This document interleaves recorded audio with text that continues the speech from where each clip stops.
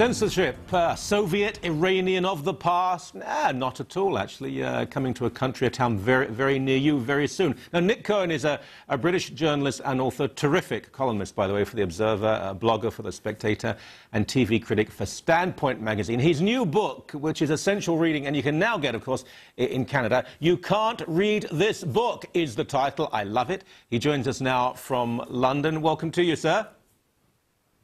My pleasure. Thank you. Now, I mean, it's extraordinary what you say. You collect various incidents and examples together, which I think will shock a lot of people who may have heard that the odd issue of censorship that's taken place. But I think it's got worse in the past 20, 25 years. There are now more people who are silenced in the West because of their views and opinions. Well, I mean, if you go back 30 years, you have the great change of the fatwa against Salman Rushdie. And that, for the first time in Western countries, introduced violence. It might have been para-state violence from Iran, but until then, people, writers, journalists, ordinary people in the West didn't think that if they put forward unpopular points of view or views as a rather theocratic and unpleasant minority might take offence at, they didn't think they'd be killed. And that changes everything. That has brought a great wave of tongue-biting, of self-censorship, of quite a lot of hypocrisy as well, Michael, into Western discourse. Now, even beyond, I suppose, the sharpness of you will be killed, you'll be physically attacked if you say this. I mean, you probably are aware of this. In Canada, I think they've diminished, but we did have the huge influence of human rights commissions, where if you merely had an opinion... Yeah, I know about those. Yeah. Yes. I mean, do you have something like that in the UK as well? No, although... UK law is very messy. There are lots of things that if you offend certain interest groups or cross certain lines, you end up in trouble with the law. It wasn't as clear cut as it was in Canada, and they're all dealing with a fundamental problem.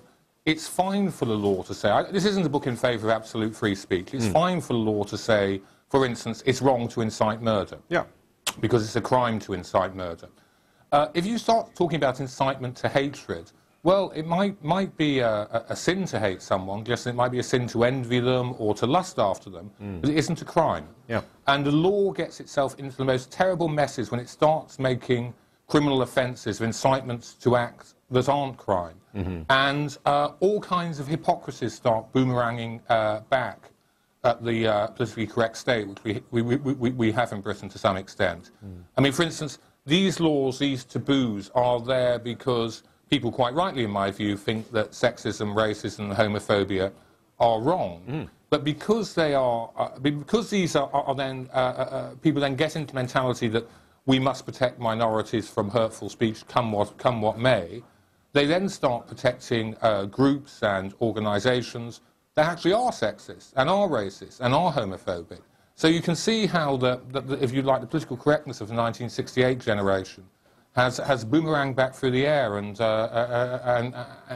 smacked it and become a contradiction in itself. That's a very good point. And it's not only the laws themselves and the ideology behind the law, it's their implementation too, because what we've seen in North America, and I think you've seen it in the UK as well, is it's particular groups who have a certain fashionable appeal who seem to have the most influence. Now, in Canada, it's been overwhelmingly both Islamic and gay. But many in the gay community will say, oh, for goodness sake, this is ridiculous. If I don't like what the guy says, I'll ignore him. But within the Islamic community, it's quite difficult to find many people who will say, it's wrong, you should be allowed to destroy a Quran, you should be allowed to make fun of Muhammad. They might say this, but it's followed by a very large but, which leads to, you can't do it.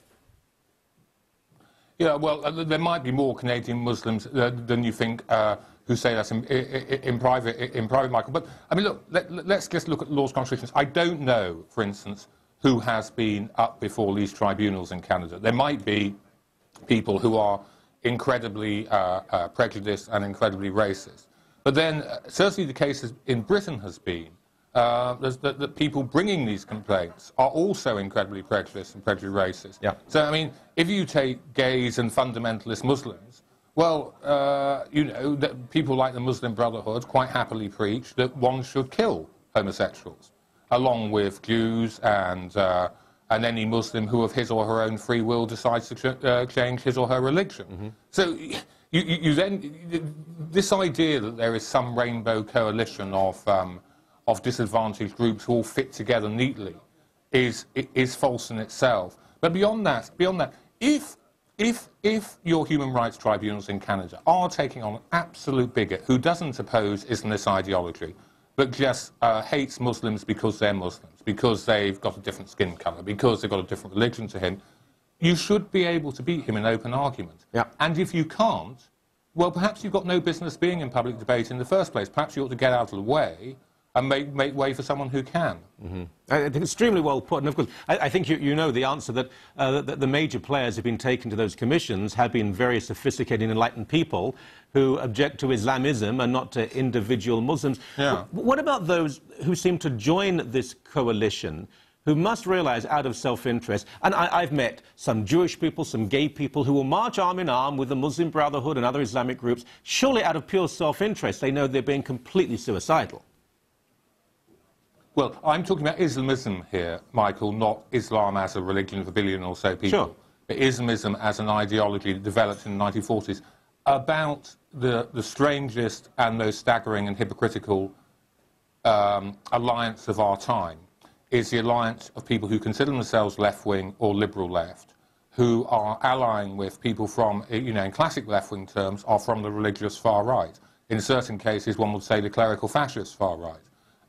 The confusion of values going on here is a wonder to behold, but it's also a kind of betrayal.